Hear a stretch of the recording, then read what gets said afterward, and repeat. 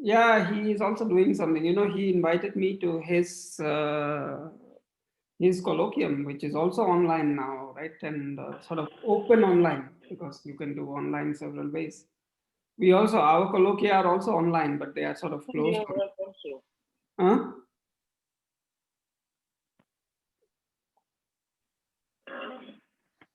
Someone is asking a question or Um, Edward even. I am Hello, joining, Edward. but don't see my picture from camera. Yes, because I think he has some issues with his camera. Ah, okay. If I'm not mistaken. So people, if they have to ask questions, they ask questions to the chat, or how do they do it? Yeah, this Q&A, you see it on the bottom of your screen, right? I don't Question see and it. answer, Q&A. Yeah, I, because this webinar feature attendees cannot see. I see. It's because more security purpose. Sorry. Okay, but you guys will, one of you has to help me with that because I'm not Yeah, playing. I'll read it out for you, don't worry. Okay, perfect. So, person, did we start? Yeah, I think we can start. Okay, all right. So, good afternoon, everybody, and welcome to today's session. So, it is my honor and privilege to introduce our speaker today, Professor Siddharth Mishra from ETH Zurich. He did his PhD at TISR Bangalore under the supervision of Professor Adimurthy. Currently, he is a professor at ETH. He is a leading expert in applied mathematics at the international level. His research interests are in numerical analysis for partial differential equations, scientific computing, machine learning, and many others.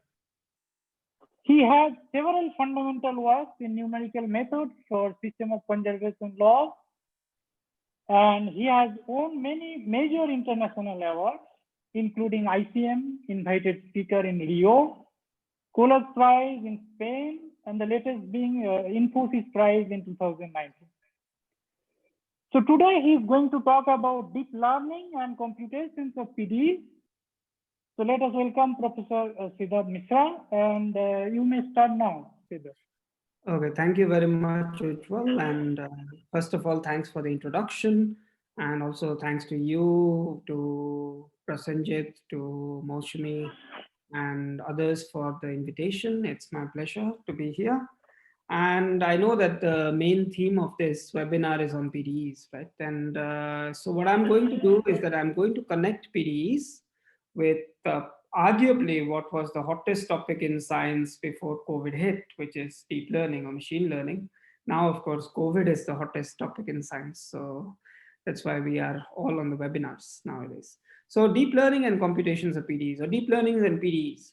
Now, the point is that there are two ways in which this interaction happens. One way, which is small, the research activity is rather small, but is sort of gaining ground, is where people are using PDEs to understand and to improve deep learning algorithms. So that's one, let's say, pole.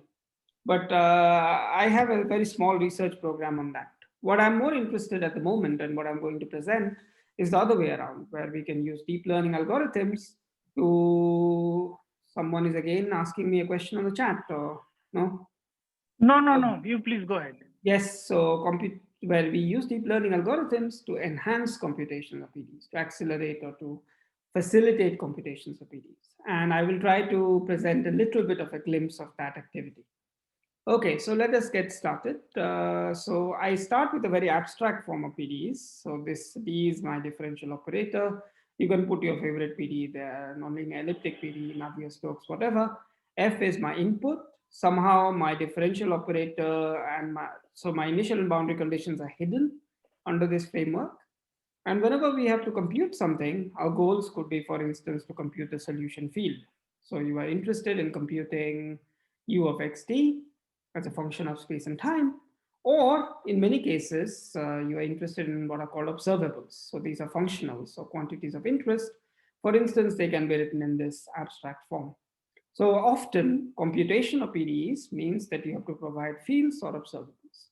And there are, as many of you know, there are many, many different numerical methods to compute PDEs: finite differences, finite elements, finite volumes. And these methods have a lot of success. But one of the major limitations of existing methods is that either they're not feasible or they're very expensive when the dimension of PDE is high. By high, I mean more than 4. Okay.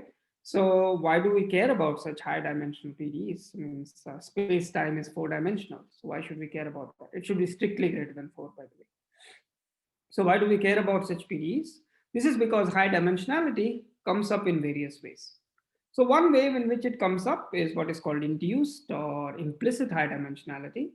And this comes from PDEs, which are in the so-called parametric form. So now remember that earlier you had a differential operator equals the right-hand side.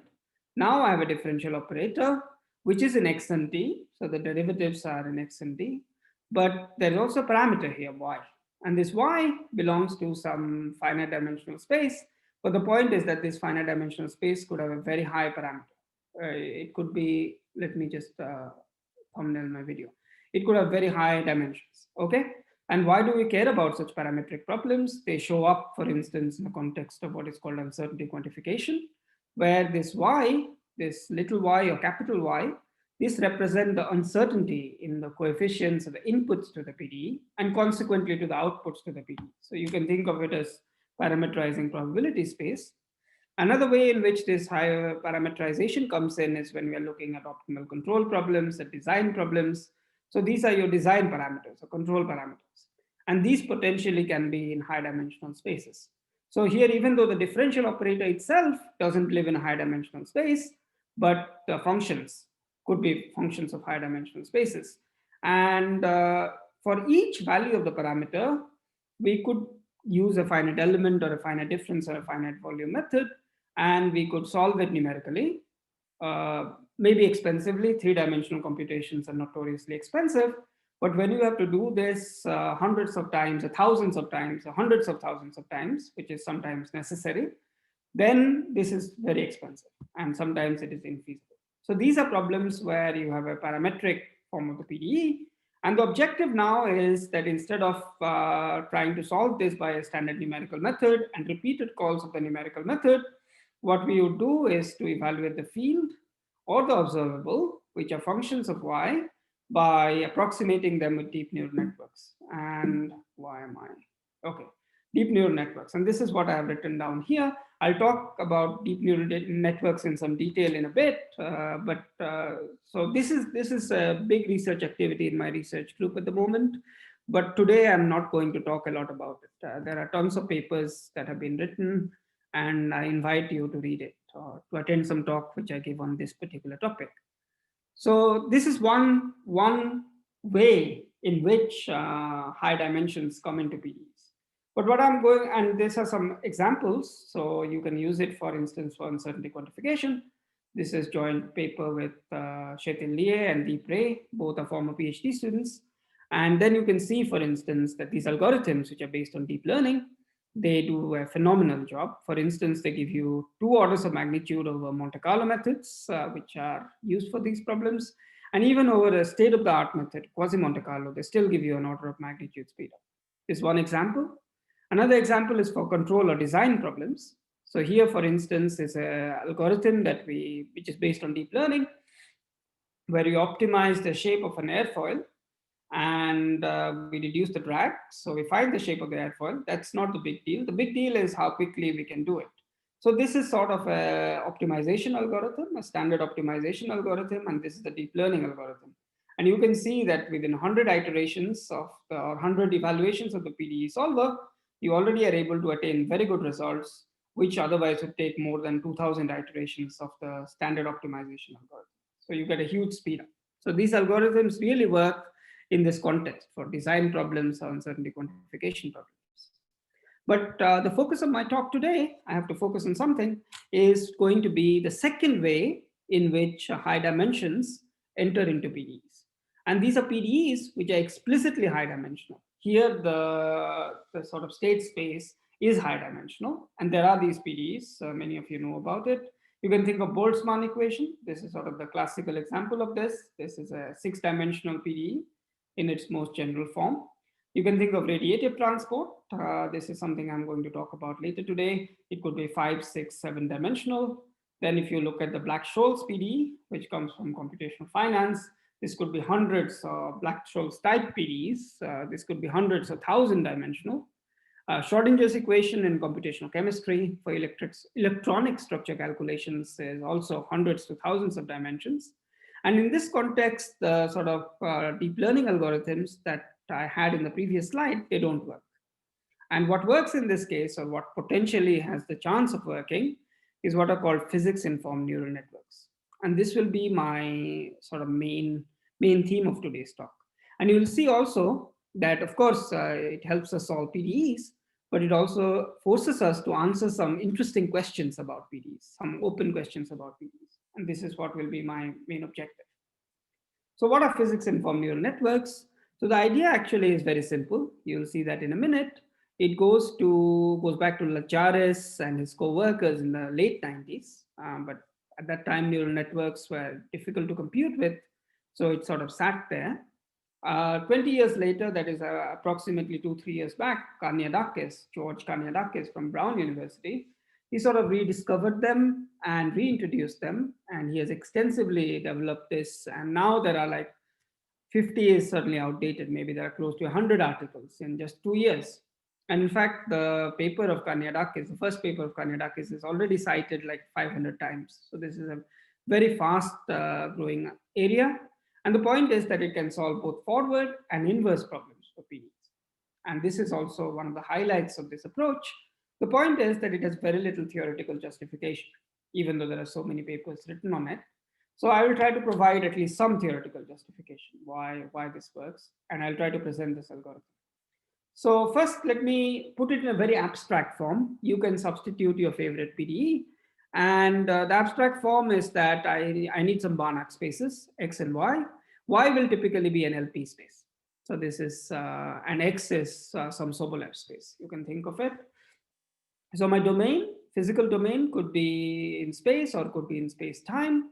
And I'll have an abstract operator equation, which is written like this. The differential operator is some Sobolev space to some Sobolev space. And this guy is the input to the PDE. For the time being, I'm not bothering with the boundary and initial conditions because that makes the notation and the sort of exposition simpler. So this is your PDE. Think of whatever PDE you like, heat equation, Navier-Stokes, whatever PDE you like, which can be written in this form. So what pins physics-informed neural networks do is that they're going to approximate this PDE with neural networks. What are neural networks? They come from actual neural networks in our brain, but I'm not going to look at that. What I'm going to focus on is neural networks are nothing but functions, but they are a particular kind of functions, okay? So the particular kind of functions, and many of you might have already seen this, is that these are functions which are formed by compositions, okay? So what we are going to do is you have an input, y, and you're going to get an output. But this output is done by feeding y through different simple layers of functions. So you compose it with C1, then compose it with sigma, compose it with the C2, compose it with sigma, and you do this multiple times. So the idea here is that, so these multiple compositions form what are called hidden layers. And in each hidden layer, so these multiple layers of compositions, in each hidden layer, there are only two types of functions that are allowed. One is affine. So you have an affine. So this is a matrix and this is a vector. This guy is a vector here. So one is affine. So this is this affine layer. And the other, as you can see, is a scalar nonlinearity, a very simple scalar nonlinearity, what is called as an activation function. It's just some jargon. And this can be, for instance, tan hyperbolic. It can be the sigmoidal functions, things which go from 0 to plus infinity and are not polynomial. So the sine functions are also fine in this case. So the most common one is what is called the ReLU function. So this is just a simple scalar function. So remember, for me, a neural network is simply a composition of elementary functions. And these elementary functions are either affine or they are nonlinearity, scalar nonlinearity. So affine, so this means the different elements of the vector are connected to each other, and then you apply some scalar nonlinearities, and you keep on doing it. You keep on doing it till you get an output. So it's a very simple compositional structure of functions. And this compositional structure of functions has immense power of approximation, as you will see. And the point is that these weights and biases, this matrix and these vectors, we put them all together, bin them all together by a single parameter that I will call as theta, which is a huge dimensional vector. And this is the quantity that is unknown somehow, right? Because we fix what is sigma, but what sort of defines the function space, spans the function space are precisely these parameters. The objective is to learn these parameters somehow, or find these parameters. So deep neural networks are extremely simple functions. But how are they going to solve the PDEs? What is the connection with the PDEs? The connection with the PDEs, the starting point is what is called an universal approximation property. So already in the 80s, people were, or maybe in the 50s with Kolmogorov, people were able to prove that this kind of very simple compositional structure was able to approximate functions. For instance, if you take any continuous function, actually any measurable function, but let's take any continuous function, then there exists a neural network which can approximate it to very high precision. So you set the precision, there is a neural network, so there are these weights and biases, and there are so and so many layers, and so many elements or neurons in each layer that are going to approximate this function. So this is a universal approximation property. And it's very easy to see, for instance, how polynomials can be approximated by these kind of functions. So in principle, if the solution of your PDE is even a measurable function, which it always is, but certainly it's a Sobolev function, and then you can see that there exists some parameter for which this deep neural network is going to be an approximation to your PDE, right? But the question is, how do we find this approximation? And this is where this theta, which parameterizes these functions, plays a role. So the point is, so for any parameter theta, this is a deep neural network. I call this as a deep neural network. This, just remember this composition of functions. And this belongs to, by choosing suitable activation functions, smooth enough activation functions, this will belong to sort of the target Sobolev space. Okay, you can ensure that. And as I said, we know that there exists a theta that is going to approximate your solution of the PDE. But the question is how to find that. So the first idea, which goes back to Lajares, even earlier than that, but at least to Lajares, is that you look at the PDE residual. So what does that mean? So just evaluate the PDE point-wise, sort of, evaluate the PDE point-wise. And when you evaluate the differential operator on the neural network, take the input, and what you get as a result is this residual. Of course, this neural network for n is not going to be a solution of the PDE. So this residual will simply be a function in your target space, in your Sobolev space here, and it's a non-zero function. And the idea is to make it zero, right? Or make it as small as possible. So the idea is to minimize, to find a theta such that the Sobolev norm, or in this case, the LP norm of this object, this residual, is going to be minimized. So this is a residual minimization method. But of course, we cannot minimize integrals, means on a computer, we have to replace integrals with quadrature. So you have to replace it with a quadrature. So what I'm going to do is, this is the domain on which this is defined. So I'm going to pick a lot of quadrature points. I'll talk a little bit about quadrature rules. And then there are weights. So you can replace this integral with a quadrature. And this is the formula for the quadrature. And this is computable. This is evaluated on a computer. And then all that you have to do is you have to solve this optimization problem. So let me repeat the algorithm. So the neural network given a theta is something that you can easily evaluate. Once you can evaluate it, you plug the differential operator, you plug the right-hand side, and you evaluate this as a function, and then evaluate this function, this so-called residual, evaluate it on the quadrature points, form the quadrature, and then solve this optimization problem. It's as simple as that. But of course, to solve this optimization problem is not easy, because you can imagine that this is very high dimensional, because this theta, there are multiple layers. In each layer, there are lots of neurons. So this theta is going to be a very high dimensional. The biggest example that I'll show you is about 50,000. This is a 50,000 dimensional function. But of course, in computer science, this is easily 20 million, 50 million dimensions. But the examples that I have, this is like 50,000, 5,000 to 50,000 dimensional. And this is, of course, a non-convex function, right? Because You can imagine there is no convexity anywhere. This is potentially convex, but this residual is some complicated non-convex function. So the whole thing is highly non-convex, very high dimensional optimization problem. And the beauty of machine learning is that there are algorithms which can find local minima, if not the global minimum, but they can find local minima. And these are gradient descent algorithms, as in optimization, but these are stochastic gradient descent algorithms. I don't have the time to describe them in any detail. And there are also quasi-Newton, second order methods, which are based on the Hessian. So there are algorithms to solve this non-convex, very high dimensional optimization problem. So once it is done, so what we obtain is the trained neural network. So this guy is what I call as a trained neural network. Theta star is one of the local minima. Okay. And the question is, why is this a sensible thing to do? Why is this a good approximation to the solution of your PDE?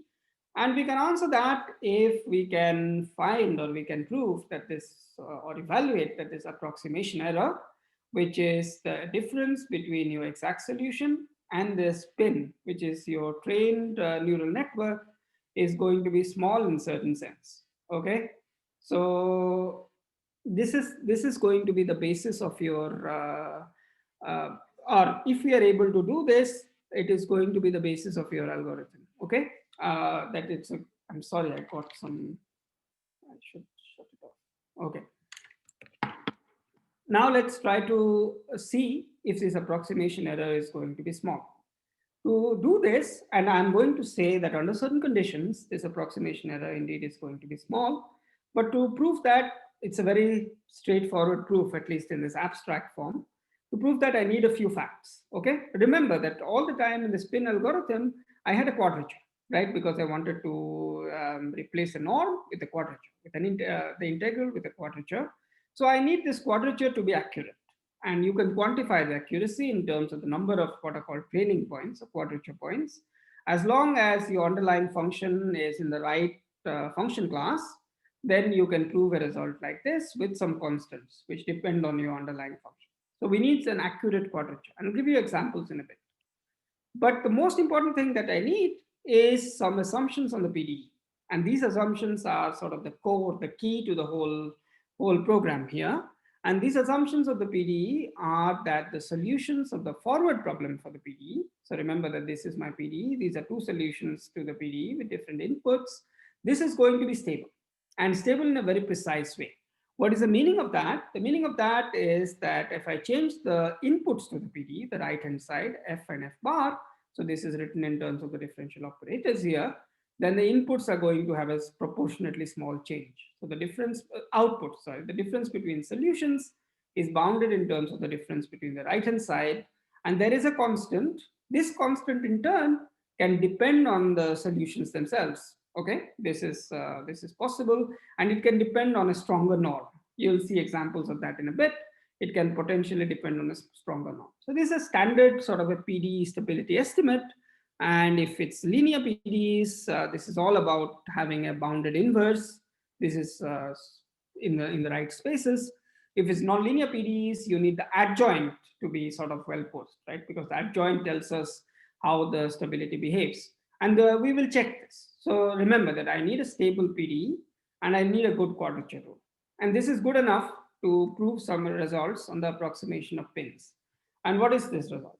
So this is in a paper with one of my PhD students, Roberto Molinaro. And the idea is that we are going to control the approximation error, the difference between the exact solution and the pin approximation.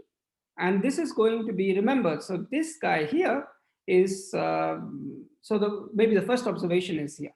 So if you recall, the residual is when I plug the pin into the PDE. So this is the residual. And this is the difference between so the residual is the right-hand side that comes out when I plug the pin into the PDE. Now remember that my stability says that these two guys, the difference between the solutions of the PDE is given by the difference between the inputs. Remember, this was the statement here, and this is precisely your residual. So the residual is right here. So this is precisely your residual. Of course, this norm depends on the pin and it depends on the initial, on the PDE solution. But now this is a norm. And remember that quadrature is an approximation of the norm. So this is from the quadrature error. And as a consequence, you have a bound which says that your generalization error or the approximation error is given in terms of a constant, which depends on the PDE solution of the PDE and the pin, which depends on what is called the training error. So this is the evaluation of the neural residual on the neural network. And this is something we compute. When we do the calculation, we compute this. And in terms of some quadrature error, which is given in terms of the number of quadrature points. So this is an estimate. So as long as your training error is small, and as long as you have sufficient number of points, as long as all these constants are finite, which depends on your PDE, which depends on your neural networks, then we see that this error is going to be small. So the reason why pins can work is because your PDE is essentially stable and you use an accurate quadrature rule. Okay, so we can prove a Lax equivalence theorem, but I don't have time. So it essentially quantifies this, whatever I just told you, that if the training error is small and if you have sufficient number of quadrature points and if all the constants are bounded, then essentially the pin is going to approximate the PDE quite well. That's what this Lax equivalence theorem says. What about training points, right? Remember that these quadrature points play a big role. Now, in practice, in machine learning, one always uses random points. So, not always, one uses random points. So you can choose this training set of quadrature points as simply IID samples with respect to the Lebesgue measure on your domain. And then the quadrature is simply given by the Monte Carlo approximation. Unfortunately, the bound, if these guys were independent, then we could have used central limit theorem and we could have proved something like this, that the variance by the square root of number of samples. But remember that there is some training. So these evaluations are highly correlated. And this is very hard to bound this. In fact, you can do something. You can use what is called statistical learning theory, particularly something called bias variance decomposition to bound this. But we don't go there today. What we do instead in practice is what is called a validation strategy. Statistics, this is very common. So you just use an independent set of validation points. And because these points are independent, the evaluations of functions on them is independent, and you can just use central limit theorem. So essentially you have a bound, but here the key point here is that you have square root of the number of samples, or square root of the number of validation points. So square root is not optimal, right? One can do better. For instance, one uses what are called low discrepancy sequences. This has been used in machine learning in these papers. So these are based on what are called low discrepancy points. So random points, so blue is the random points. So random points are all over the place, as you can see here. On the other hand, low discrepancy sequences, they cover the space much better while incurring a mild curse of dimensionality. For instance, if you look at these boxes, these are many more of these low discrepancy points than random points. Whereas random points, they are much more concentrated in blocks, right? So these sequences are what are called equidistributed. They're the basis of quasi-Monte Carlo integration. And one can prove that as long as everything is in what is called bounded Hardy-Krause variation. Now, how to write Hardy-Krause variation in full generality will require me a whole slide. So you can think of it as high dimensional or high order extensions of bounded variation. In one space dimension, it is simply the bounded variation. But in multi-space dimensions, you have this. There's a question and answer someone is asking. Ujjwal, can you tell me what the question is? Can we take at the end? Okay, we can take it at the end. Fine. So the Hardy-Krause variation is, as I said, a multidimensional generalization, high order generalization of bounded variation. And as long as we have that, we can prove that the bound is a deterministic bound now. So the quadrature error, it converges was 1 over n with a logarithmic correction. This is unavoidable because curse of dimensionality ultimately hits you. If you want to avoid the logarithmic correction, then you have to look at much smoother functions. For instance, if your PDE is like the heat equation or the Laplace's equation, then you can prove that your solution is somehow analytic. So you need some sort of holomorphic residuals. Then one can prove that the curse of dimensionality goes and you have a high order convergence rate. But these are sort of very special PDEs which have this property. And of course, if you have low dimensional spaces, you can just use standard composite Gauss rules. So standard quadrature rules. So there are a variety of quadrature rules that are there to do this program. So let me give you some examples and then you'll see it much more clearly. Let us start with the classical semilinear heat equation with a Lipschitz nonlinearity, globally Lipschitz, otherwise you end up with some blow up issues. So let's start with this very simple example. We have some initial data, and just for simplicity, you have zero Dirichlet boundary conditions. You could have more complicated data now. Now here is how I do this training sets, okay? So for instance, this is in one dimension, just for representation, one space dimension. Here is space, here is time. So the initial and boundary data have to be taken into account. So these are done by, I think, some sort of Sobol points. And inside I have random points, okay, just for illustration. So then remember that all that we need are deep neural networks, which is given here. I need residuals. These are strong form of the PDE, which can be done for the heat equation, the solutions as smooth as you want them to be. So then you define these residuals. These are anyway for the deep neural network. So these are well defined. And then you have the mismatch at the initial data. You have the mismatch at the boundary. And then you evaluate this at quadrature points. Maybe some people have questions that are relevant right now. If you want, I can take them now. Yeah, please, if you feel like that, yeah. Yeah, but I don't know what the questions are. So okay, so let me read it for you. So Dominic. No, I have it. Do you have a quantitative estimate how fast the minimizers converge? Does the number? Of course, this is a very good question. No, I'll talk about the minimization at the end. Okay, so this is something that I'm going to talk more about. Then Domenico Lapenta, it seems regularity plays a pivotal role. We can expect measure valued solutions. Now, this is again something I'm going to talk about later. So both these questions I'm going to talk about later. Very relevant questions, but let me take them later. And let me just flow with the talk right now. Okay. So let's continue. So for heat equation, these questions are somehow not very relevant. So you have this boundary mismatch, initial data mismatch, you have this residual in the interior, you optimize them. So you have the generalization error, and now for the heat equation, everything works very nicely, right? So you can prove that the estimate, the generalization error, approximation error is given in terms of training errors with different exponents for different components, and given in terms of different kinds of quadrature errors. So this is easy to prove in this case. Of course, solutions of heat equations are stable to inputs.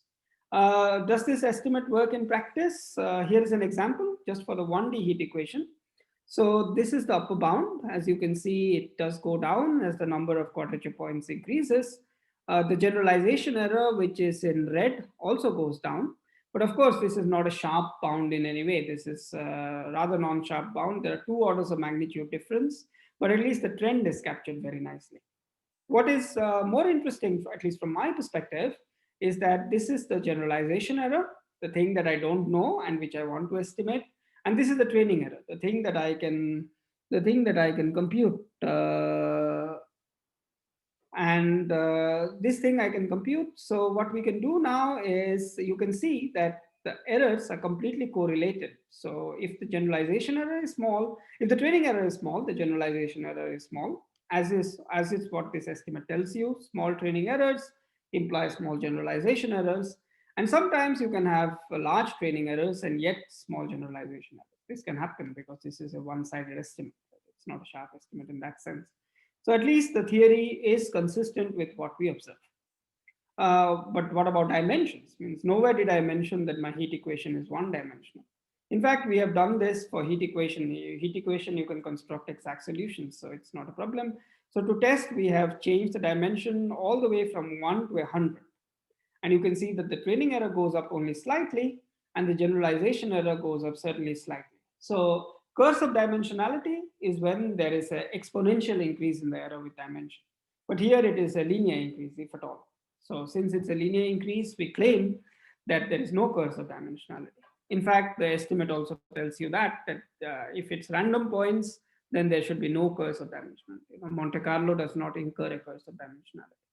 So that's a good thing here, right? That you don't have a curse of dimensionality. Uh, does it work in every case? Someone asked about statistical solutions and so on. So here's a slightly more complicated equation. So the previous one was a semi-linear parabolic PDE. This is a quasi-linear parabolic PDE, what is called a viscous scalar conservation law. So you have divergence of f of u, and here you have the Laplacian, right? So whatever I'm talking here is with zero Dirichlet boundary conditions, but you can have more general boundary conditions. You can do this with systems of equations and so on. The picture is still the same, regularity. So you have a strong residual and you repeat the calculations. You do it with a L2 norm, okay? You can also do it with the L1 norm, but L2 norm, we use relative entropy estimate. Edward, who is in the audience, knows this very well.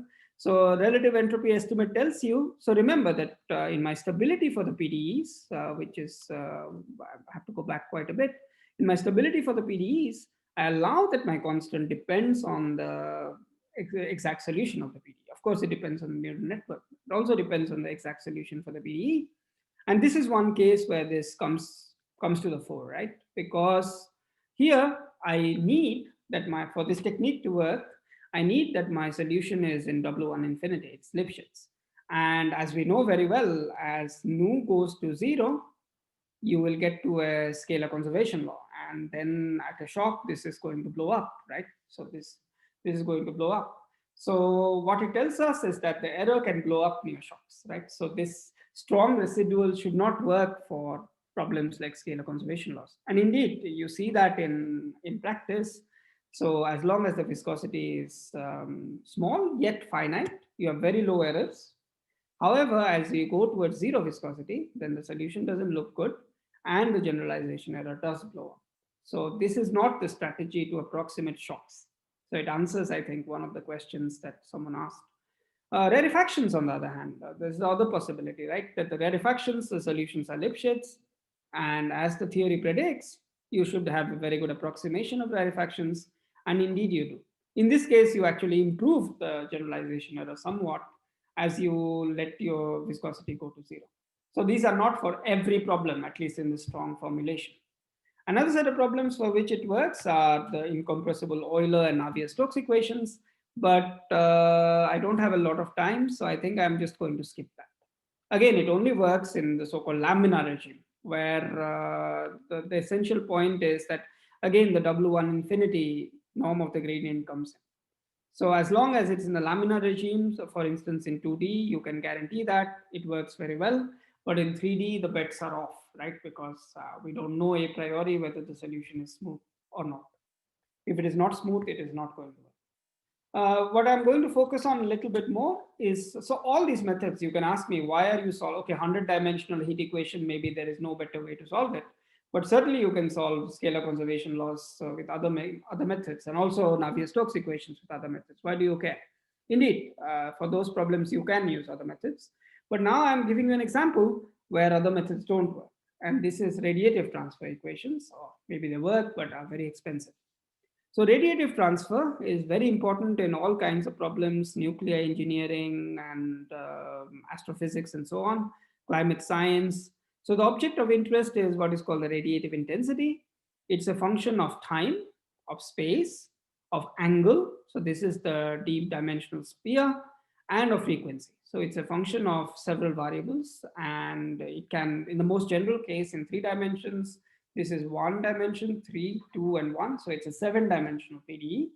And this is how the equation is. It is linear, but that's not the issue. The issue here is that A, you have this high dimensionality, and B, you have all kinds of coefficients sitting here. So you have what is called the scattering coefficient, you have the absorption coefficient, you have a scattering kernel. So this is an integral differential PDE. It's not a PDE, it's a PIDE.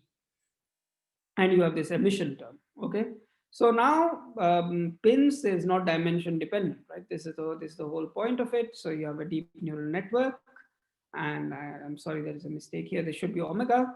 So you evaluate the quadrature, evaluate the residual strongly. In this case, the solutions are smooth enough if your initial data is smooth enough. But for the kernel here, you have to use some sort of a quadrature. So you do that, and then the theory is very clear.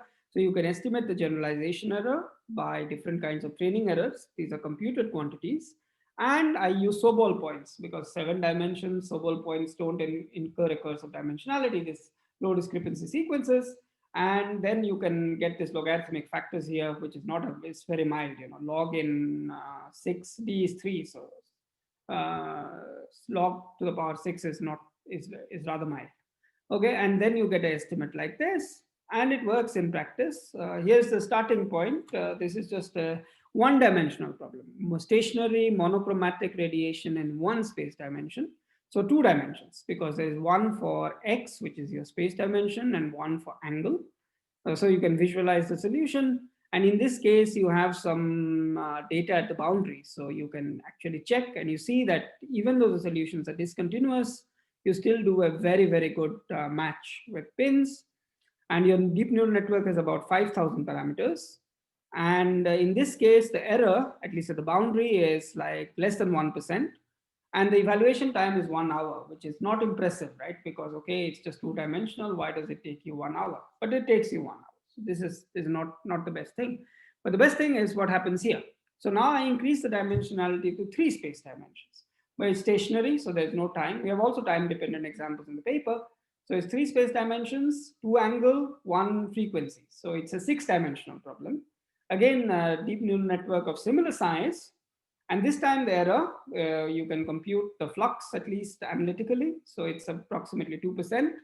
And the training time is 1 hour, 10 minutes. Earlier it was 1 hour.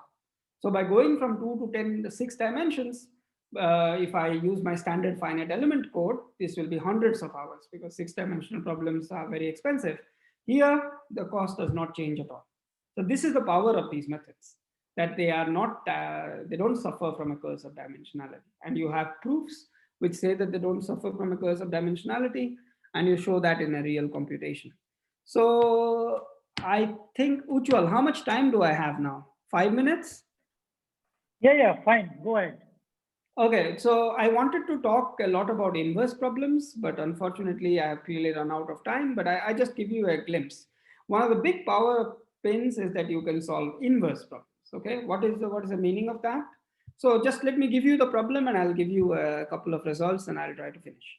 So now again, abstract. So you have a differential operator, which is defined in the whole domain here.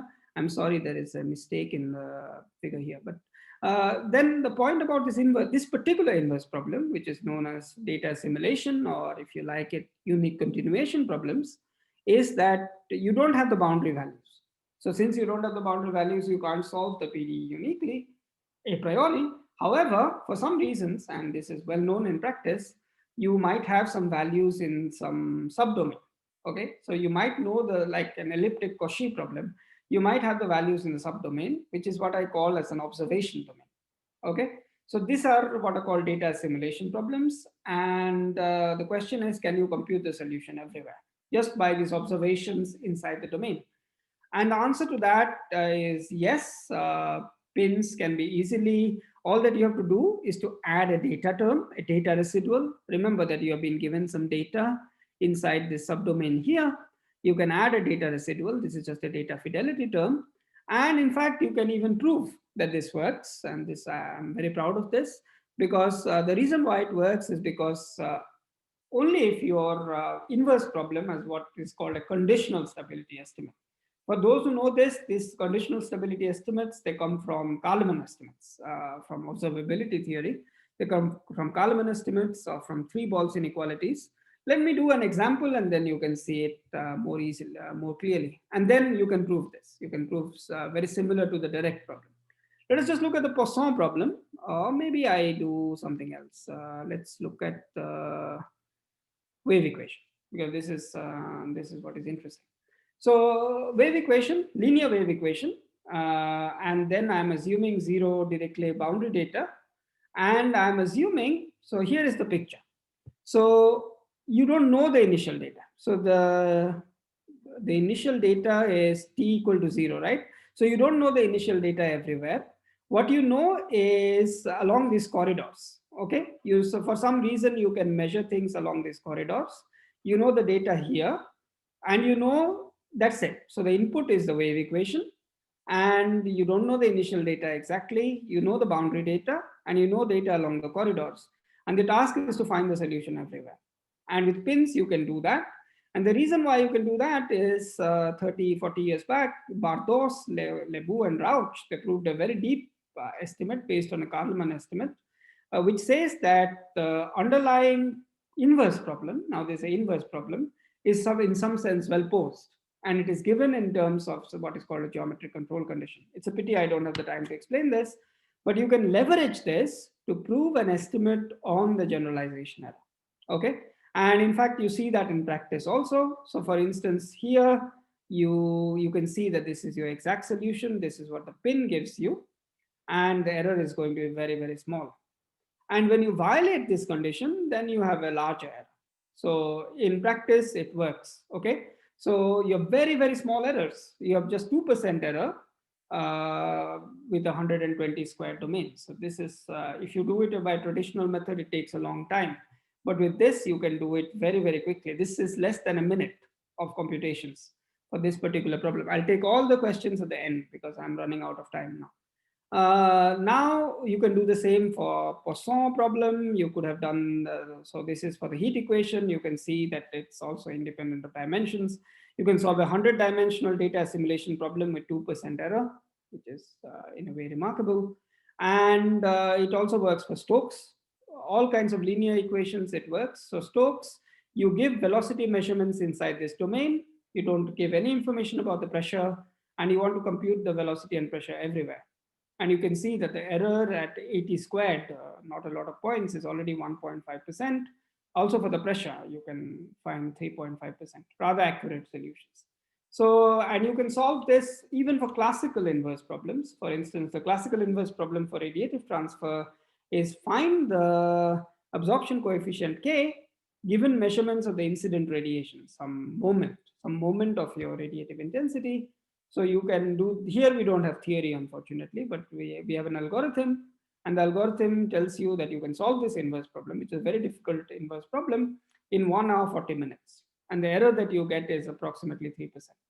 So this is 6-dimensional or 5-dimensional problem in this case, and you do a very good job very, very quickly. Okay, so I summarize it. So unfortunately, I had to go quickly through inverse problems. But anyway, so the point was that my main focus, of course, we can use what is called supervised deep learning for PDEs. But if you don't have any data, or you have this kind of incomplete data, like for inverse problems, then you have to use some what is called unsupervised learning. For instance, physics-informed neural networks. And this is very successful. Okay, I just gave you some examples from my own work, but if you look at the papers of Kaniadakis, they've really pushed it in the most complicated problems imaginable, and it really works. And we have some theory to justify why it works. Of course, there are some caveats, and these caveats are somehow related to some of the questions that people have asked. If you look at the error estimate, it was in terms of the training error and in terms of the quadrature error. Now, this is something that we can control, but training error is the solution of this non-convex optimization problem. And there is, at the moment, no one on earth knows how to estimate this precisely. This is not available because solving a very high dimensional non-convex optimization problem, who knows why it works, right? But the good thing about that is that you can compute it a posteriori. So at the end of your training, you know that this is a low number. And as I showed you in one of the pictures, this correlated very well with the generalization error. So this is the way in which you should think of it. That if you can train your neural network well, which is under your control, you generalize well. So this is the way you can think of the estimate. And what about the PDEs for which this is valid? As long as you have sufficient regularity, which was very key, and if you have stability, so if you have linear PDEs, nonlinear elliptic and parabolic PDEs, dispersive PDEs, we have a project with Ujjwal, PDEs coming from geometry, this is going to work. So you need regularity and you need some stability. And it forces us to answer the question of stability for all these PDEs, right? But so far, the way it has been done is by using strong form of residual. And this doesn't work, for instance, for hyperbolic conservation laws. It doesn't work for turbulent flow and so on. And how to extend that by using weak residuals is still very much an ongoing work. For inverse problems, as long as you have this conditional stability estimates, essentially, if you have a Kalaman estimate, a good enough Kalaman estimate, then you can do this. And this is available for lots of linear PDEs. Whether it is true for Navier-Stokes or not, this is still an open question. I'm pretty sure that it is, but to prove it is going to be hard. So this presents a completely different strategy for doing somehow numerical analysis of PDEs. And I'll just finish, I'll answer all the questions. There are many questions. I'm happy to answer them, but I'll just finish by making 2 points. The first point about pins is that these are trivial to code. I wish I would have shown you some code. I've forgotten that, but it is like 3-4 lines of Python code. So anyone without any programming experience can take it and modify it. So you don't really need to do half of my group does high performance computing on the largest supercomputers and so on. With this approach, you don't need that. It's very simple. The second thing that is interesting is that you don't really need any numerical analysis. I didn't use any tricks that I know from numerical analysis. Essentially, all that I did was to use some knowledge of PDEs. So people doing analysis of PDEs, for them to do pins is a very, very small change, because in numerical analysis, you have discretization, you have projections, you have this and that. None of this is necessary here. All that you need is stability for the PDEs and some sort of quadrature. So I invite people doing analysis of PDEs to think of these kind of approaches to solve PDEs, which are going to be more and more popular in the coming years. So thank you very much for your attention, and I will answer all the questions as soon as we get to that. Thank you very much. Okay, so thank you, Siddharth, for this wonderful talk. So now I request all the participants to ask their questions in question and answer section. Okay, there are lots of questions already. Should I just start with maybe I just start in. So first question was by Domenico Lapenta, who said that regularity of functions and how do you answer? I have already answered this, Domenico. I have already said that the current approach of pins requires some regularity. Essentially, you should have some sort of strong solutions. So for weak solutions and for measure valued solutions and so on, at the moment, this is still very much open. There are some ideas on the table, but this is an open question. So I don't have a better answer than that. This current version doesn't work for that. I gave you examples of that. Mohan Kadalbachu asks, integral operator you face in many problems in non-local. How do you resolve this unboundedness without compromising? So this depends, right? It depends. So you're asking a question about singular kernels, I believe. So if you have singular kernels, then you have to use special kinds of quadrature. You cannot deal with singular kernels. I just use a Gauss quadrature. But there are adaptive quadratures for singular kernels. This is a well-known topic. All that you can do is that you can use this sort of special quadratures for convolution quadratures and so on for singular kernels. And this will work fine with this approach. How do you prove any bound for training in the Lebesgue space? How do you prove training error? As I said very clearly, you cannot prove a bound. Okay. All that you can say is, what is the training error after the completion of the training process? And let me show you an example. So this is the hard part, right? So this is the open question, not just here, but in any machine learning. No one knows precisely, no one can give you a precise bound because of the non-convexity. If it was convex, then of course I can give you a precise bound. But because it is non-convex, you don't have a precise bound about how the minimization process works. But what you can do is you can compute things like, so you can see that the training error here is 0.0007, 0.0004. You go back to the estimate. These guys are very small, n is large, so you have an overestimate. And this is the way we think of it. So a posteriori, you know what is going to be the training error. A priori, you don't know. What should we prefer activation functions to be non-linear? Why shouldn't, if it is not linear, then you don't have universal approximation. So you really need you need very precise types of nonlinear activation functions for the universal approximation theorem to hold. If it is linear, everything is linear. You can't approximate things only by linear functions, right? So you need nonlinearity in the activation functions. Maybe I didn't understand the question properly. How is the PI in pins if the new transient problem is different from the learning set? No, you have to know the PDE. If you don't see at the moment also means your PDE, the question is, I give you Navier-Stokes and I give you the initial data, I give you the boundary data, and I ask you to solve this PDE, right?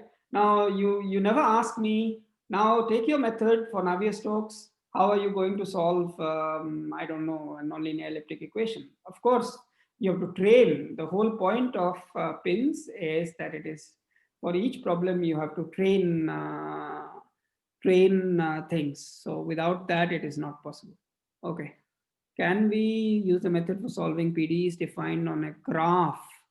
Yes, there is like a water flow network or a gas pipeline. Yes, no reason why it shouldn't be. You should be able to do that, provided that you take care of the boundary conditions, transmission conditions, and so on properly. So this was by Ankita Shukla. Yes, you can indeed do that. But of course, it depends on what PDEs you solve. If you're trying to solve Burgers equation or traffic flow equation, then as I told you, there are some issues with this approach, right? So Professor Vasudev Murthy is asking, can you drive the residual error to machine precision, at least for a model problem?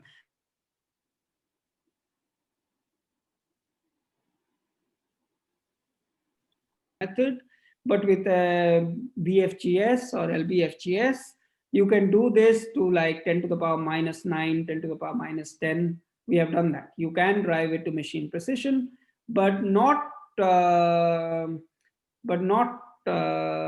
not otherwise. Means otherwise, I know some people who have used some greedy algorithms, which by which some different types of algorithms by which they have been able to drive the residual to machine precision. But this is indeed a problem with the method, that you cannot drive it to machine precision, but you can drive it to very low numbers, right? Means this is what we see. And I have a method by which I don't need the training error.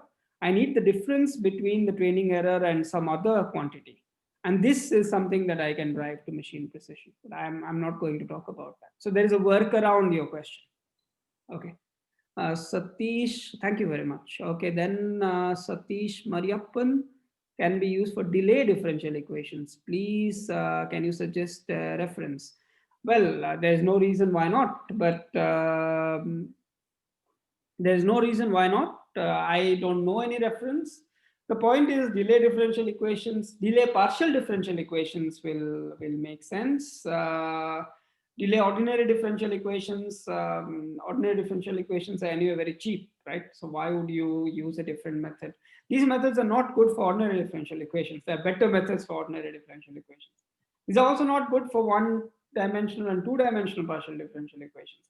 These are good for problems which at the moment cannot be solved by standard partial differential equation solvers. So you should take care in that. Can pins be used to solve nonlinear eigenvalue problems? Yes, the answer to that is absolutely yes. I don't know a reference. Probably there, I don't know a reference. Maybe no one has done it yet. There's a question by Prashant Pandey. Poor on purely convective problems. Is there purely convective problems? You cannot use a strong residual. You have to use a weak version of the residual, and we are working on that problem. So hopefully the next time I talk, the problem would have been solved. Okay, Ritesh Dubey, can we talk about order of convergence? Of course, it is solving a regression problem. Order of convergence, yes, if this is the Ritesh, this is the answer, right? So you have training errors, these things you have no control on, right? But what you have is control on these guys. So these are from the quadrature error, right? So if you look at my graph that I had at some point, the generalization error, at least for the heat equation, where is the general? Okay, let's show you. Yeah, So you can see that the generalization error, at least in this regime, that was decaying rather fast, right? So it is at least this is a log-log plot, so it's at least polynomial convergence for the generalization error. I know that some people have found sort of spectral exponential convergence, but certainly these estimates don't explain that. So you can talk about the order of convergence modulo the training error. Okay, modulo the training error, but the training error is always there, so you cannot simply take that out. Okay, further questions if there are any? Kishore Nori, can finite volume integral form help in the... Yes, some people are doing that. There are papers from the group of Karniadakis. They don't call it as pins anymore. They call it as variational pins. So what they do is that they have large boxes where the finite volume form is put. But my answer to that question is it's not very attractive, right? Then I can as well use a finite dimensional I can as well use a finite volume method. Why would I use pins for that, right? But there is an approach which uses that. I haven't looked at that very closely yet. Yes, are there further questions? Have I answered all the questions so far? To me, it seems I have. There's one more. No. Ujjwal, am I seeing all the questions or? Yeah, I think you have answered all of them. Okay, very good. Any further questions or? So it seems there are no more questions. Okay. So thank you, Siddharth, for patiently answering all these questions. Yeah, there was also another, no, so people are only thanking. Okay, so thank you very much also for the very active participation, audience participation. So all the best for the rest of the seminar series then. Ciao. Thank you very much. Thank you very much again for this beautiful talk. Ciao. Thank you. Okay. So just all of you. Is this, are you recording it and are you putting it somewhere or what is the... Yeah, so we'll take your permission. So we'll write you an email later. Okay. So ciao to all of you from all over India. So bye-bye. Okay, thank you. Yeah. Bye. Stop sharing my screen and I'll leave. Okay, so now I'll ask Prosenjit to give information on next day's talk. Yeah, thanks to all the participants. And we meet next week for the talk of Professor Jean-Pierre Rimont on control theory. So thank you all. And I request everyone to leave the platform.